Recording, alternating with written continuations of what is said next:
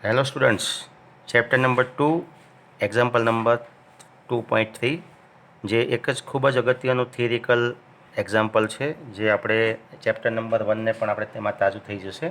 એટલે ધ્યાનથી તમે એના કેટલાક ક્વેશ્ચન આન્સર છે એને આપણે ધ્યાનથી સમજી લઈએ. તો અહીંયા તમને આકૃતિમાં કેટલીક ક્ષેત્ર રેખાઓ દેખાતી હશે જે આપણે ચેપ્ટર નંબર 1ની અંદર બહુ ધ્યાનથી અને શાંતિથી ભણ્યા છીએ.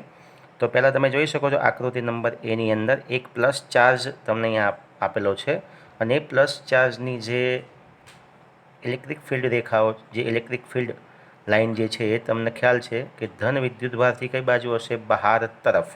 એ આપણે બધા જાણીએ છીએ જે અહીં ડ્રો કરેલી છે. અને એ રીતે અહીંયા આકૃતિ બીની અંદર એક માઇનસ ચાર્જ અને એની જે ઇલેક્ટ્રિક ફિલ્ડ લાઇન જે છે એ હંમેશા કઈ બાજુ હોય છે? તો કે અંદર તરફ, અનંત અંતરથી. અહીંયા બહાર તરફ અનંત સુધી, અહીંયા અનંતથી અહીં સુધી, ઓકે, ઋણ વિદ્યુતભાર સુધી તમને ઇલેક્ટ્રિક ફિલ્ડ લાઇન મળતી હોય છે. હવે આકૃતિ તમને ખ્યાલ આવી ગયો. આકૃતિ એની અંદર અહીંયા આપણને બે બિંદુ આપેલા છે, પી અને ક્યુ, અને બીની અંદર એ અને બી બિંદુ. આવા બે બિંદુઓ તમને આપેલા છે અને એના આધારે આપણે નીચે 5 પ્રશ્નો છે. એ 5 પ્રશ્નોના જે ક્વેશ્ચન છે એના આપણે આન્સર આપવાના છે થિયરિકલ. ક્વેશ્ચન નંબર 1 આપણે સમજીએ પહેલાં કે સ્થિતિમાન તફાવત વીપી માઇનસ વીક્યુ અને બીજું છે વીબી માઇનસ વીએ ના ચિહ્ન જણાવો. હવે તમે આકૃતિ ધ્યાનથી જોઈ લો. સ્થિતિમાનનો તફાવત, સ્થિતિમાન આપણે શોધવાનું છે. તો આગળ આપણે જે લાસ્ટ લેક્ચર તમે ભણ્યા એમાં મેં તમને જણાવ્યું હતું જે પોટેન્શિયલ છે એ અંતર આધારિત છે અને અંતર વધતા એનું મૂલ્ય ઘટે છે. તો વી ચલે છે 1/r, જે તમને દેખાતું હશે, બરાબર. તો હવે તમે આપણે આની વાત કરીએ કે અહીંથી તમે જેમ અહીંયા દૂર જાઓ છો ચાર્જથી એમ અંતર વધતું જાય છે. ધારો કે આ જે અંતર છે એ આરપી છે અને અહીંથી આ અંતર જે છે એ આરક્યુ છે, ઓકે, આરક્યુ. તો કયું અંતર વધારે છે? તો તમે જોતાં જ આકૃતિમાં ખ્યાલ આવી જશે તમને કે અહીંયા જે અંતર આપ્યું છે એ અંતર, તો તમે આકૃતિમાં જુઓ છો કે અહીંયા આરપી લેસ ધેન આરક્યુ છે આ અંતર. તો આના આધારે જો વી ચલે છે 1/r હોય તો આ બાબતના આધારે તમે કહી શકો છો પી બિંદુ પાસેનું પોટેન્શિયલ એ ક્યુ બિંદુ પાસેના પોટેન્શિયલ કરતાં વધુ હશે. મતલબ કે વીપી ગ્રેટર ધેન વીક્યુ. અને જો આ બાબતને જો આપણે ધ્યાનથી સમજીએ અને તમે જો આ બાબતને સ્વીકારતા આકૃતિ ધ્યાનથી જોઈ લેજો, અંતરને ધ્યાનથી સમજી લો એટલે ખ્યાલ આવી જશે કે આરપી લેસ ધેન જો આરક્યુ હોય તો ઓબ્વિયસલી વીપી ગ્રેટર ધેન શું થાય? વીક્યુ. તો પછી એનો જે તફાવત છે potential difference VP minus V, અહીંયા જે આપણને આપ્યું છે રકમમાં કે વીપી માઇનસ વીક્યુ, એ તમને કેવું મળશે? તો પોઝિટિવ મળશે, ઓકે. તો આ ખ્યાલ આવી ગયો તમને આ પહેલો આન્સર. એ રીતે આપણે બીજીની વાત કરીએ તો આકૃતિ નંબર 2 તમે જોઈ શકો છો અહીંયા. હવે અહીંયા તમે જુઓ કે અહીંયા બીજી એક આ બાબત પણ ધ્યાનમાં રાખજો તમે કે જેમ તમે દૂર જાઓ છો એમ અહીંયા પોટેન્શિયલ શું થાય છે? ઘટતું જાય છે. સમજજો વાતને. એમ અહીંયા શું થાય છે કે જેમ જેમ તમે નજીક જાઓ છો એમ પોટેન્શિયલ ઘટતું જાય છે. આ વસ્તુ ખાસ તમે ધ્યાન આપજો, ઓકે. તો અહીંયા તમે જોઈ શકો છો કે જે બી બિંદુ છે એ બી બિંદુ પાસેનું સ્થિતિમાન એ બિંદુ પાસેના સ્થિતિમાન કરતાં વધુ છે. ભલે અંતરની વાત ના કરશો તમે, હું જે બોલું છું ખાસ સમજી લો તમે કે અહીંયા બી બિંદુ પાસે બી બિંદુ ઓછો ઋણ વિદ્યુતભાર છે, યાદ રાખો, દૂર છે ને એટલે, ઓકે. અને અહીંયા એ બિંદુ વધુ ઋણ વિદ્યુતભાર છે. આપણે એક ઉદાહરણથી સમજી લઈએ કે આપણે કોઈ વિદ્યુતભાર છે એને બી બિંદુ પાસે લાવીએ છીએ અને લાવવા માટે બી બિંદુ પાસે લાવવા માટે અનંત અંતરેથી લાવવા માટે કરવું પડતું જે કાર્ય છે આપણા માટે સમજી લો કે -10 છે, ઓકે, બી બિંદુ પાસેનું. અને એ બિંદુ પાસે લઈ જવા માટે આપણે વધારે કાર્ય કરવું પડે છે એટલે ત્યાં થયું -15 એ બિંદુ પાસેનું. હવે તમે જોઈ શકો છો તફાવત તો તફાવત તમે જુઓ તો આમાં કોનું સ્થિતિમાન વધુ હશે? કારણ કે જે કરવું પડતું કાર્ય એ બિંદુ પાસેનું શું થાય? સ્થિતિમાન થાય. તો તમે અહીં લખી શકો કે VB ગ્રેટર દેન શું થશે? VA થશે. અને આ બાબતને જો આપણે સ્વીકારીએ તો VB માઇનસ VA એ પણ કેવું મળશે તમને? પોઝિટિવ. ઓકે, આ ખાસ યાદ રાખજો. બહુ બધી ગૂંચમાં ન પડતા એટલું યાદ રાખવાનું કે જે પ્લસ ચાર્જની જે ક્ષેત્ર રેખાઓ છે એનાથી તમે જેમ દૂર જાઓ છો એમ સ્થિતિમાન ઘટતું જાય છે. એમ જો માઇનસ ચાર્જ હોય અને એની નજીક જતા જઈએ તો એનું સ્થિતિમાન નજીક જાઓ તેમ ઘટતું જાય છે. અહીંયા દૂર જાઓ એમ ઘટતું જાય છે. યાદ રાખજો, પ્લસ ચાર્જમાં જેમ જેમ તમે દૂર જાઓ છો પ્લસ ચાર્જથી એમ સ્થિતિમાન ઘટતું જાય છે, પોટેન્શિયલ ઘટે છે. એમ ઋણ ચાર્જની અંદર ક્ષેત્ર રેખા તરફ તમે આગળ વધો છો એમ સ્થિતિમાન ઘટતું જાય છે.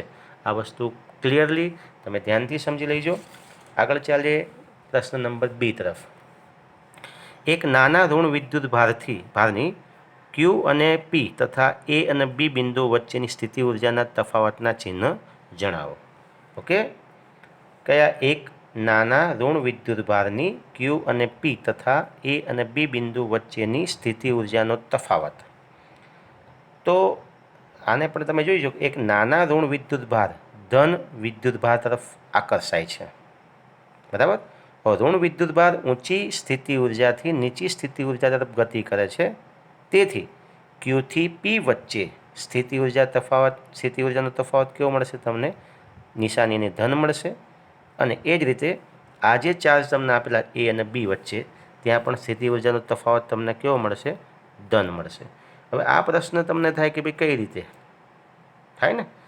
તો એના માટે તમે જોઈ શકો છો કયા વિદ્યુત ભારને આપણે લાવવાનો છે? ઋણ વિદ્યુત ભારને. ક્યાંથી ક્યાં? Q અને P.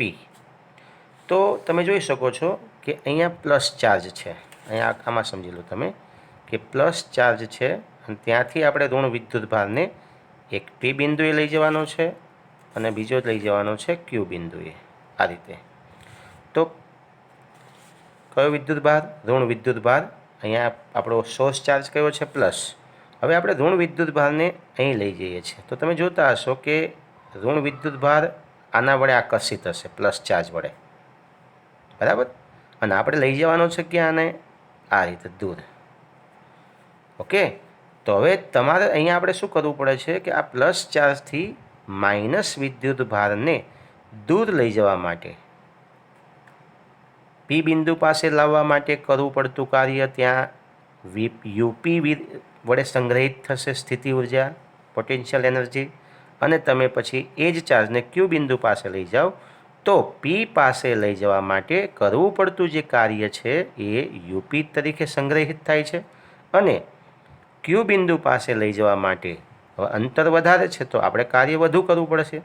અને કાર્ય વધુ કરવું પડે તો સ્થિતિ ઉર્જા પણ વધુ સંગ્રહિત થશે. એટલે અહીંયા તમને મળશે UQ. ઓકે, તો હવે તમે આ બંને જોઈ શકો છો. અહીંયા બંને અંતર અલગ અલગ છે. આ અંતર ઓછું છે એટલે કરવું પડતું જે કાર્ય છે ઓછું, એટલે સ્થિતિ ઉર્જા ઓછી. એ રીતે Q બિંદુ પાસે લઈ જવા માટે આપણે વધારે કાર્ય કરવું પડે છે, માટે સ્થિતિ ઉર્જા કેવી હશે અહીંયા? એનું કારણ શું છે? અહીંયા આપણે કે માઇનસ વિદ્યુત ભારને આપણે દૂર લઈ જવાનો છે, યાદ રાખજો. એટલે અહીંયા તમને મળશે UQ ગ્રેટર દેન શું છે? UP. બરાબર? તો પછી આપણે જે તફાવત લેવાનો છે પોટેન્શિયલ એનર્જીનો, એ તફાવત Q અને P છે. હવે Q અને P છે માટે UQ માઇનસ UP. તો શું મળશે તમને? પોઝિટિવ. પણ ધારો કે P અને Q કીધું હોત તો UP માઇનસ UQ તો શું આવત? નેગેટિવ. ઓકે, આ વસ્તુ ખાસ સમજી લેજો તમે. હવે એ જ વસ્તુ આપણે અહીંયા સમજીએ ઋણ વિદ્યુત ભાર, કારણ કે A અને B વચ્ચે પણ કીધું છે આપણને. તો A અને B વચ્ચેની વાત કરીએ તો તમે જો માઇનસ વિદ્યુત ભાર છે અહીંયા, સમજજો. હવે માઇનસ વિદ્યુત ભારને આપણે અનંત અંતરેથી ક્યાં લઈ જવો છે? તો અહીંયા માઇનસ વિદ્યુત ભાર અપાકર્ષી હશે. એટલે અહીંયા આપણે માઇનસ વિદ્યુત ભાર તરફ ઋણ વિદ્યુત ભારને લઈ જઈએ છીએ. એટલે સમજી લો કે આપણો સોર્સ વિદ્યુત ભાર માઇનસ છે અને ત્યાંથી આ A બિંદુ અને આ આપણું B બિંદુ છે. હવે કઈ બાજુ કાર્ય વધુ કરવું પડશે આપણે? તો તમે જોતા હશો માઇનસ વિદ્યુતભારને બી બિંદુ પાસે લઈ જવા માટે આપણે ઓછું કાર્ય કરવું પડે, કારણ કે આના વડે આપણને અપાકર્ષી બળ લાગતું હશે. આના પર કયું બળ લાગતું હશે? અહીંયા અપાકર્ષી બળ, અપાકર્ષી બળ લાગતું હશે. હવે એ અપાકર્ષી બળનો સામનો કરીને આપણે આ માઇનસ ચાર્જને ક્યાં લઈ જવાનો છે? આપણે આ માઇનસ ચાર્જ તરફ લઈ જવાનો છે. એટલે આપણે બી બિંદુ સુધી લઈ જવા માટે કરવું પડતા કાર્ય કરતાં એ બિંદુ પાસે લઈ જવા માટે કરવું પડતું કાર્ય કેવું હશે? વધુ હશે. એટલે અહીંયા યુવી એ મળશે આપણને અને અહીંયા મળશે યુબી. પણ કયું વધુ હશે? તો આ માઇનસ ચાર્જને બી બિંદુ સુધી લઈ જવા માટે કરવું પડતું કાર્ય એ બિંદુ પાસે લઈ જવા માટે કરવા પડતા કાર્ય કરતાં કેવું છે? ઓછું છે. બી બિંદુ પાસેનું કાર્ય ઓછું, તો ત્યાં સંગ્રહિત સ્થિતિ ઉર્જા કેવી હશે? ઓછી. એ બિંદુ પાસે લઈ જવા માટે કરવું પડતું કાર્ય વધુ, તો સ્થિતિ ઉર્જા પણ વધુ. તો અહીં લખી શકીએ આપણે યુ એ ગ્રેટર ધેન શું હશે? યુબી. તો પછી આપણે તફાવત કોનો લેવાનો છે? એ અને બી.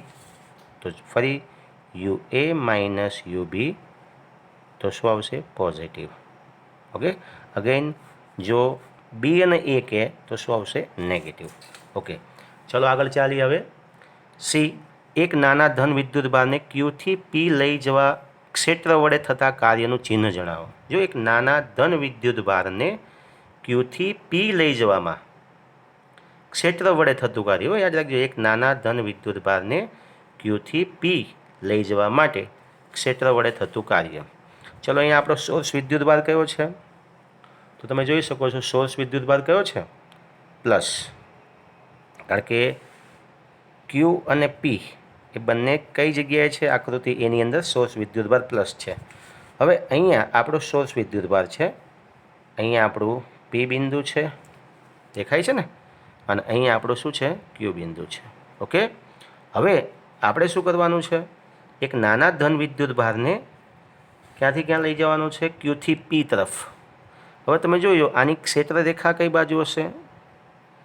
ઇલેક્ટ્રિક ફિલ્ડ લાઇન બહાર તરફ, અને આ ફિલ્ડ લાઇન જે છે એના વડે થતું કાર્યનું ચિહ્ન આપણે જોઈએ છે. હવે આપણે ધન વિદ્યુતભાર જે છે અહીંયા એને આપણે ક્યાંથી? ક્યુથી ક્યાં લઈ જવાનું? પી. એટલે આપણે આ બાજુ બળ આપવું પડે છે.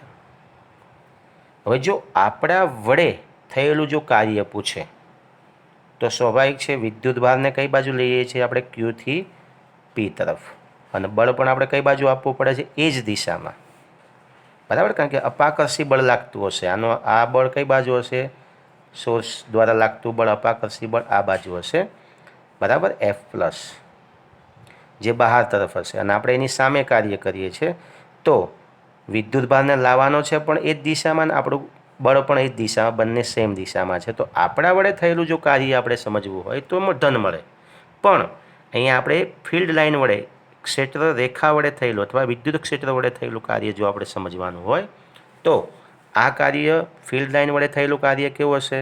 તો ફિલ્ડ લાઇન વડે થયેલું કાર્ય કેવું તમને મળે? નેગેટિવ મળે, ઋણ મળશે.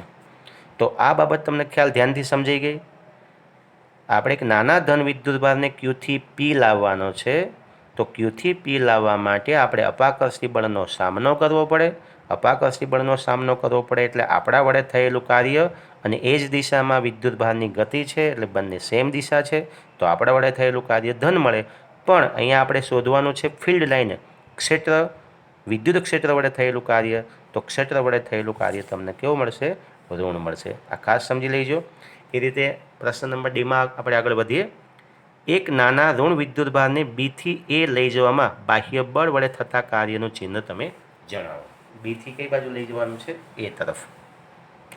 ફરી તમે આકૃતિ જોઈ લો. આકૃતિ બીમાં આપણે જઈએ અને અહીંયા આપણે લઈ જવાનો છે ઋણ વિદ્યુતભાર. તો સમજી લો ઋણ વિદ્યુતભાર આપણી પાસે અહીંયા છે અને એને આપણે લઈ જવાનો છે કઈ બાજુ? આ દિશામાં. ઓકે. આ સોર્સ જે વિદ્યુતભાર છે આપણો માઇનસ, એના વડે લાગતું આ બળ કયું હશે? તો એ બળ કયું છે? અપાકર્ષી બળ. કારણ કે આપણે કયો વિદ્યુતભાર લઈ જવાનો છે? ઋણ વિદ્યુતભાર. તો આ જે અપાકર્ષી બળ છે, એ અપાકર્ષી બળ જે ફિલ્ડ લાઇન વડે લાગે છે, જે કુલંબીય બળ છે, એ આ ઋણ ચાર્જ ઉપર લાગતું હશે. પણ આપણે નજીક લઈ જવા માટે કાર્ય કરવું પડશે. મતલબ કે આપણે જે કાર્ય કરીએ છીએ એ અપાકર્ષી બળની વિરુદ્ધમાં કરીએ છીએ, બરાબર. હવે અપાકર્ષી બળની વિરુદ્ધમાં કાર્ય કરીએ તો આપણા વડે થયેલું કાર્ય અને ચાર્જ જે છે એને લઈ જવાની દિશા બંને એક જ લાઈન છે, એક જ દિશા છે. તમે જુઓ તો અહીંયા કીધું બાહ્ય પરિબળ વડે અથવા બાહ્ય બળ વડે થયેલું કાર્ય. ઋણ ચાર્જને બાહ્ય બળ વડે જો લઈ જવાનું હોય એટલે મતલબ કે આપણા વડે થયેલું કાર્ય કેવું મળે છે તમને? અહીંયા ધન મળશે. તો યાદ રાખજો, આ જો અહીંયા ધન વિદ્યુત ભાર હોત ને તો આપણે એને રોકી રાખવું પડે આને, કારણ કે આકર્ષી બળ લાગત. અને આકર્ષી બળ લાગતી વખતે આપણે શું કરવું પડે? આ ધન વિદ્યુત ભારને લઈ જવાનો ખરો બી સુધી, પણ રોકતા રોકતા લઈ જવાનો આમ. મતલબ કે આપણું જે બળ હશે ને એ આ દિશામાં છે અને ચાર્જ કઈ દિશામાં જાય છે? સોર્સ ચાર્જ તરફ, મતલબ કે આ દિશામાં. મતલબ કે બંને પરસ્પર વિરુદ્ધ દિશામાં થાય તો ત્યાં કાર્ય આપણને ઋણ મળે, આપણા વડે થયેલું કાર્ય. પણ અહીંયા માઇનસ વિદ્યુત ભારને ક્યાં લઈ જવાનો છે? માઇનસ વિદ્યુત ભાર તરફ. એટલે બાહ્ય બળ વડે થયેલું કાર્ય તમને કેવું મળશે? ધન મળશે. ઓકે. અને છેલ્લો પ્રશ્ન આપણે સમજી લઈએ. તો બીથી એ જવામાં નાના ઋણ વિદ્યુત ભારની ગતિ ઉર્જા વધે કે ઘટે? તો બહુ સરળ બાબત છે અહીંયા. ઓકે. કઈ રીતે સરળ બાબત છે સમજી લો તમે. તો બીથી એ જવામાં નાના ઋણ વિદ્યુત ભારની ગતિ ઉર્જા. ગતિ ઉર્જા કોના પર આધારિત છે? તો કે ભાઈ કાઇનેટિક વેગ ઉપર આધારિત છે, વેલોસિટી. ઓકે. હવે કાઇનેટિક એનર્જી જો વેગ ઉપર આધારિત હોય તો અહીંયા બીથી એ તરફ કયો વિદ્યુત ભાર આપણે લઈ જવાનો છે? તો બીથી એ તરફ આપણે માઇનસ વિદ્યુત ભાર લઈ જવાનો છે, ઋણ વિદ્યુત ભાર. સમજજો. હવે કયું બળ લાગે છે? તો એને નજીક લઈ જવા માટે, બીથી એ તરફ લઈ જવા માટે આપણે અપાકર્ષી બળ લાગે છે. ઓકે. હવે અપાકર્ષી બળ લાગે છે તો આ જે ચાર્જ છે એનો બીથી એ તરફ જતા એનો જે વેગ છે એ વેગ શું થાય? તો કે ઘટે છે. કેમ? કારણ કે અપાકર્ષી બળ તરફ જાય છે. જેટલું અપાકર્ષણ વધે એટલું વેગ ઘટે, અને વેગ ઘટે તો ગતિ ઉર્જા પણ શું થાય? તો ગતિ ઉર્જા શું થાય છે? ઘટે છે. ઓકે. કારણ કે વેગ ઉપર આધારિત છે. ફરી એકવાર સમજી લો, ઋણ વિદ્યુત ભારને આપણે જ્યારે એ બીથી એ તરફ લઈ જઈએ છીએ ત્યારે એ ઋણ વિદ્યુત ભારને આ અપાકર્ષી બળનો સામનો કરવો પડે છે. અપાકર્ષી બળની અસરથી આ આપણો જે માઇનસ ચાર્જ છે જેને આપણે બીથી એ લઈ જવાનો છે એનો વેગ ઘટે છે. વેગ ઘટે તો ગતિ ઉર્જા ઘટે છે. ઓકે. તો આ જે પ્રશ્ન છે એ ખૂબ જ અગત્યના છે JEE નીટ માટે, એટલે બહુ ધ્યાનથી આને સમજજો. અને પછી જ તમારે, કારણ કે પૂછાશે તો આના આધારિત કોઈ થિયરિકલ ક્વેશ્ચન આન્સર પૂછાશે, MCQ પૂછાશે. તો બહુ ધ્યાનથી આ વિડીયોને જોઈને સમજજો. ઓકે. મળીએ નેક્સ્ટ લેક્ચરમાં થિયરી તરફ અથવા એક્ઝામ્પલ તરફ. આવજો. Thank you. જય હિન્દ.